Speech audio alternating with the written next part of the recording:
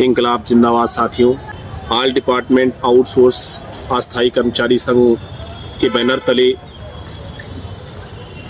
सभी प्रदेश के अस्थायी कर्मचारियों के हित, हक और अधिकार के लिए 12 अक्टूबर को प्रदेश की राजधानी भोपाल के अंबेडकर पार्क पर एक कामगार क्रांति का आयोजन किया गया है। यह कामगार क्रांति विगत पूर्व कई वर्षों से संचालित की जा रही है, जो आपके हक और अधिकार को सुनिश्चित करती आ रही है।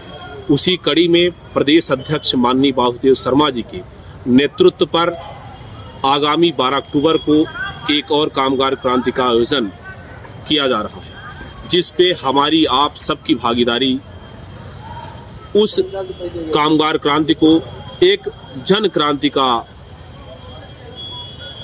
के रूप में प्रदेश स्तर पर एक आवाज़ बनने का काम करेगी और सरकार को जगाने का काम करेगी।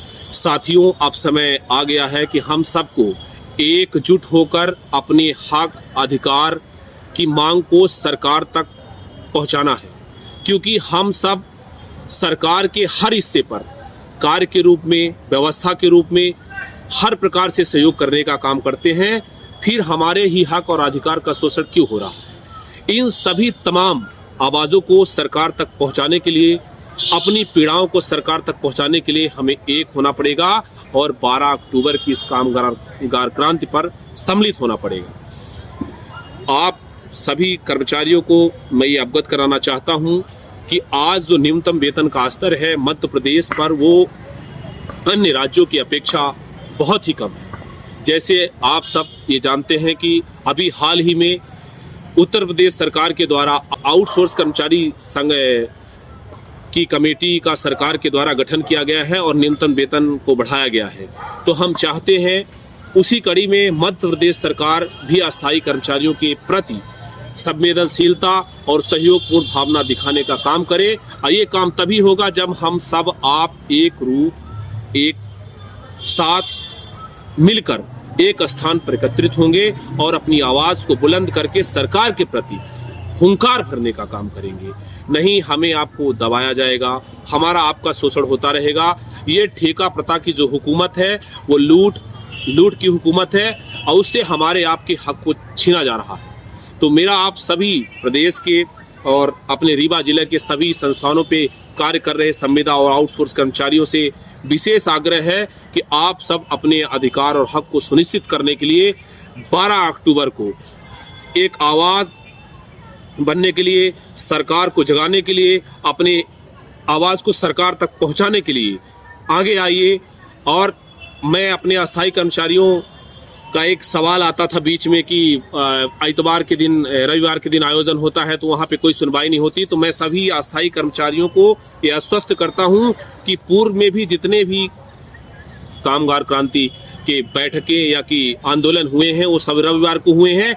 उन्हीं आंदोलनों की वजह से आज हमको जो विगत 2024 में अप्रैल माह में आपको का न्यूनतम वेतन बढ़ाया गया था 2200-2500 रुपये, तो उसको अपने के आला अधिकारियों द्वारा कोर्ट से स्टे लगवा दिया गया था।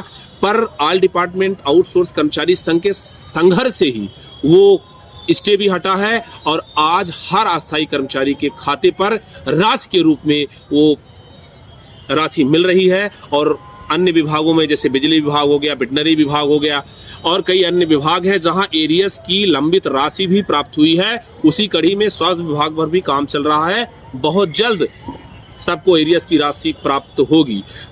सभी को यही उद्देश्य है कि आप सब सोइए नहीं, जाग जाइए, क्योंकि वो बारी आ गई है कि हमें आपको एकत्रित होना है, एक होना है। नहीं तो हमारे आपको हक अधिकार को छीना जा रहा है जैसे, तो आने वाली पीढ़ी से कलम और किताब भी छीनी जाएगी, मुंह का निवाला छीना जाएगा। क्योंकि 10 और 12 हज़ार में आप अपने बच्चों के सुनिश्चित भविष्य के लिए उच्च शिक्षा नहीं दिलवा सकते हैं, ना शुद्ध आहार उपलब्ध करा सकते हैं। तो उनके सुनिश्चित भविष्य के लिए, अपने आप के भविष्य के लिए, अपने कल को काल से बचाने के लिए आप सब एक दिन का समय निकाल कर राजधानी भोपाल पहुंचकर अंबेडकर पार्क की कामगार क्रांति को एक जन क्रांति बनाकर हमारा और पूरे प्रदेश के अस्थायी कर्मचारियों का सहयोग करने का काम करें।